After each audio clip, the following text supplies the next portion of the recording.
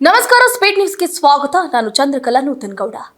ಡಿಕೆಗೆ ಇದೆ 1413 ಕೋಟಿ ರೂಪಾಯಿ ಮೌಲ್ಯದ ಆಸ್ತಿ, 900 ಕೋಟಿ ರೂಪಾಯಿ ಮೌಲ್ಯದ ಮಾಲ್.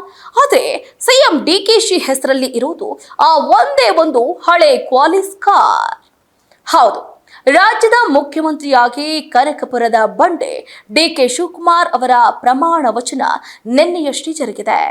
ಮುಖ್ಯಮಂತ್ರಿಯಾಗಿ ಡಿಕೆ ಶಿವಕುಮಾರ್ ಅವರು ಪ್ರಮಾಣ ವಚನ ಸ್ವೀಕರಿಸಿದ ಬೆನ್ನಲ್ಲೇ ಇದೀಗ ಅವರ ಆಸ್ತಿ ವಿಷಯ ದೊಡ್ಡ ಮಟ್ಟದಲ್ಲಿ ಪಸರಿಸ್ತಾ ಇದೆ.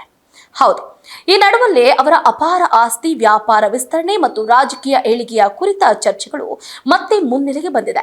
ಕಾಂಗ್ರೆಸ್ ಪಕ್ಷದ ಒಳಾಂಗಣ ರಾಜಕೀಯ ಸಂಘಟನೆ ಮೇಲಿನ ಹಿಡಿತ, ಶಾಸಕರೊಂದಿಗೆ ಹೊಂದಿರುವ ನೇರ ಸಂಪರ್ಕ, ಹಣಕಾಸು ಸಾಮರ್ಥ್ಯ ಮತ್ತು ಚುನಾವಣಾ ತಂತ್ರಜ್ಞಾನದ ಹಿನ್ನೆಲೆಯಲ್ಲಿ ಡಿಕೆ ಶಿವಕುಮಾರ್ ಈಗ ಕರ್ನಾಟಕದ ರಾಜಕೀಯದ ಅತ್ಯಂತ ಪ್ರಭಾವಿ ನಾಯಕರಲ್ಲಿ ಒಬ್ಬರಾಗಿದ್ದಾರೆ. ನೋಡಿ, ಹಿಂದಿನ ಚುನಾವಣೆಯಲ್ಲಿ ಅವರು ಸಲ್ಲಿಸಿದ ಅಫಿಡೇವಿಟ್ ಪ್ರಕಾರ ಡಿಕೆಶಿ 1413 ಕೋಟಿ ರೂಪಾಯಿ ಮೌಲ್ಯದ ಆಸ್ತಿಯನ್ನ ಹೊಂದಿದ್ದಾರೆ. ಆದರೆ ಜನನಾಯಕನ ಬಳಿ ಇರುವುದು ಒಂದೇ ಒಂದು ಪರ್ಸನಲ್ ಕಾರ್ ಅನ್ನೋದು ಪ್ರಸ್ತುತ ಎಲ್ರಿಗೂ ಕೂಡ ಅಚ್ಚರಿಯನ್ನ ಮೂಡಿಸುವ ಸಂಗತಿ. ಡಿಕೆ ಶಿವಕುಮಾರ್ ಅವರ ಚುನಾವಣಾ ಅಫಿಡೇವಿಟ್ ಪ್ರಕಾರ ಅವರ ಹೆಸರಲ್ಲಿ ಕೇವಲ ಒಂದು ಕಾರ್ ಮಾತ್ರ ನೋಂದಾಯಿಸಲಾಗಿದೆ. ಇಷ್ಟೇ ಅಲ್ಲದೆ ಇದು ಈ ಯುಗದ ಆಧುನಿಕ ಐಷಾರಾಮಿ ಕಾರ್ ಅಲ್ಲ. ಉದಾಹರಣೆಗೆ ಬೆನ್ಸ್, ಆಡಿ ಅಥವಾ ಫೆರಾರಿ ಅಲ್ಲ. ಬದಲಿಗೆ ಸುಮಾರು 24 ವರ್ಷಗಳ ಹಿಂದೆ ಅಂದ್ರೆ 2002ರಲ್ಲಿ ಖರೀದಿಸಿದ ಹಳೆ ಟೊಯೋಟೋ ಕ್ವಾಲಿಸ್ ಕಾರು. ಸಾಮಾನ್ಯವಾಗಿ ಭಾರತದಲ್ಲಿನ ನಿಯಮಗಳು ಯಾವುದೇ ಕಾರಣ ಸಾರ್ವಜನಿಕ ರಸ್ತೆಗಳಲ್ಲಿ 15 ವರ್ಷಗಳಿಂದ ಹೆಚ್ಚು ಕಾಲ ಓಡಿಸುವುದಕ್ಕೆ ಅನುಮತಿ ಇರುವುದಿಲ್ಲ. ಆದ್ರಿಂದ ಶಿವಕುಮಾರ್ ಪ್ರಸ್ತುತ ಈ ವಾಹನವನ್ನ ಬಳಸ್ತಾ ಇರುವುದಕ್ಕೆ ಅವಕಾಶ ಇಲ್ಲ.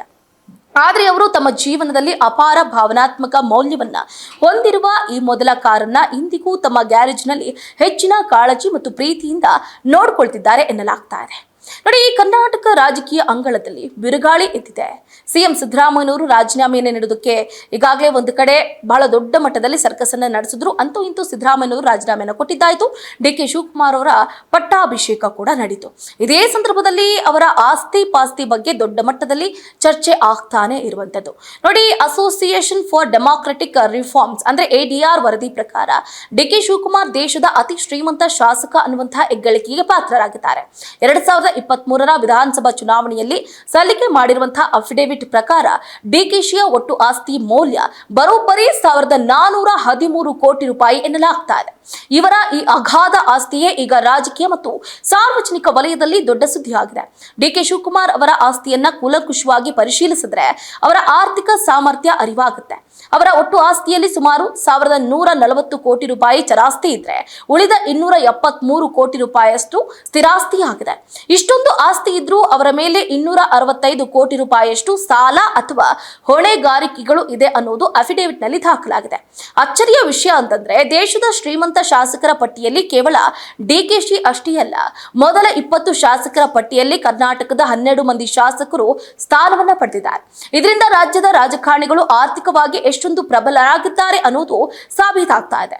ಇನ್ನು ಡಿಕೆ ಶಿವಕುಮಾರ್ ಅವರೇ ಈ ಪಟ್ಟಿಯಲ್ಲಿ ಅಗ್ರ ಸ್ಥಾನದಲ್ಲಿದ್ದು ಜನತಾ ಕಾ ಸೇವಕ್ ಅಂತ ಕರೆಸಿಕೊಳ್ಳುವ ಅವರು ಆಸ್ತಿಯ ವಿಷಯದಲ್ಲಿ ನಂಬರ್ 1 ಸ್ಥಾನದಲ್ಲಿ ಮುಂದುವರೆದಿದ್ದಾರೆ. ಡಿಕೆ ಶಿವಕುಮಾರ್ ಅವರಂತಹ ಬಲಿಷ್ಠ ನಾಯಕ ಸಿಎಂ ಸ್ಥಾನಕ್ಕೆ ಏರಿದ್ದಾರೆ. ಅದು ರಾಜ್ಯದ ಅಭಿವೃದ್ಧಿ ಹಾಗೆ ರಾಜಕೀಯ ಸ್ಥಿತ್ಯಂತರದ ಮೇಲೆ ಪ್ರಭಾವ ಬೀರಲಿದೆಯಾ ಅನ್ನುವಂತಹ ಕುತೂಹಲ ಕೂಡ ಎಲ್ಲರಿಗೂ ಬೀರ್ತಾ ಇದೆ. ಇನ್ನು ಈಗಾಗಲೇ ಸಿಎಂ ಆಗಿರುವಂತಹ ಡಿಕೆ ಶಿವಕುಮಾರ್ ಅವರ ಆಸ್ತಿ ಮತ್ತು ಅವರ ವ್ಯಕ್ತಿತ್ವದ ಸುತ್ತ ಇರುವ ಚರ್ಚೆಗಳು ರಾಜ್ಯದ ರಾಜಕೀಯ ಭವಿಷ್ಯಗಳನ್ನ ಹೇಗೆ ಬದಲಾಯಿಸಲಿದೆ ಅನ್ನೋದನ್ನ ನೋಡ್ಬೇಕಾಗುತ್ತೆ. ನೋಡಿ, ಇತ್ತ ಸಿದ್ದರಾಮಯ್ಯನವರ ರಾಜೀನಾಮೆಯ ನಂತರ ರಾಜ್ಯದ ಆಡಳಿತ ಚುಕ್ಕಾಣಿಯನ್ನ ಹಿಡಿದಿರುವಂತಹ ಡಿಕೆ ಶಿವಕುಮಾರ್ ಅವರು ಇಷ್ಟೊಂದು ಆಸ್ತಿಯನ್ನ ಹೊಂದಿದ್ದಾರೆ. ಆದರೆ ರಾಜಕೀಯ ತಂತ್ರಗಾರಿಕೆಯಿಂದಲೂ ಗಮನವನ್ನ ಸೆಳೆದಿದ್ದಾರೆ. ದೇಶದ ಅತಿ ಶ್ರೀಮಂತ ಶಾಸಕರೊಬ್ಬರು ಇದೀಗ ಮುಖ್ಯಮಂತ್ರಿಯಾಗಿ ರಾಜ್ಯದ ಆರ್ಥಿಕತೆ ಮತ್ತು ಜನಸಾಮಾನ್ಯರಿಗೆ ಯಾವ ರೀತಿಯ ಕೊಡುಗೆಗಳನ್ನ ನೀಡುತ್ತಾರೆ ಅನ್ನೋದು ಬಹಳಷ್ಟು ನಿರೀಕ್ಷೆಗಳನ್ನ ಮೂಡಿಸಿದೆ. ಡಿಕೆ ಶಿವಕುಮಾರ್ ಅವರು ಸಿಎಂ ಆಗಿ ಈಗ ಅವರ ಮುಂದೆ ಸಾಕಷ್ಟು ಸವಾಲುಗಳು ಇದ್ದೇ ಇದೆ. ಬಹಳ ದೊಡ್ಡ ಮಟ್ಟದಲ್ಲಿ ಅವರು ಕೂಡ ಎಲ್ಲಾ ಸವಾಲುಗಳನ್ನ ಎದುರಿಸಬೇಕಾಗಿದೆ.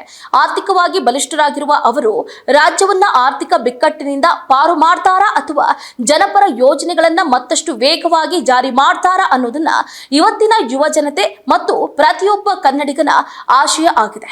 ಒಟ್ಟಾರೆಯಾಗಿ ಕರ್ನಾಟಕದಲ್ಲಿ ರಾಜಕೀಯದ ಹೊಸ ಅಧ್ಯಾಯ ಶುರುವಾಗಿತ್ತು. ಸಿಎಂ ಬದಲಾವಣೆ ಮತ್ತು ಡಿಕೆ ಶಿವಕುಮಾರ್ ಅವರು ಈಗ ಮುಂದಿನ ಮುಖ್ಯಮಂತ್ರಿಯಾಗಿ ಆಡಳಿತವನ್ನ ನಡೆಸ್ತಾ ಇರುವುದು, ಅತಿ ಶ್ರೀಮಂತ ನಾಯಕನೊಬ್ಬ ರಾಜ್ಯದ ಪಾಲಿನ ಸಾರಥಿ ಆಗಿರುವುದು ಬಹಳ ದೊಡ್ಡ ಮಟ್ಟದಲ್ಲಿ ಚರ್ಚೆಗೆ ಗ್ರಾಸ ಆಗ್ತಾ ಇದೆ. ಇದಾಗಿತ್ತು ಇವರಿಗಿನ ಅಪ್ಡೇಟ್. ನೋಡ್ತಾ ಇರಿ ಸ್ಪೇಟ್ ನ್ಯೂಸ್, ಸುದ್ದಿ ನಿಮ್ಮದು, ವೇಗ ನಮ್ಮದು.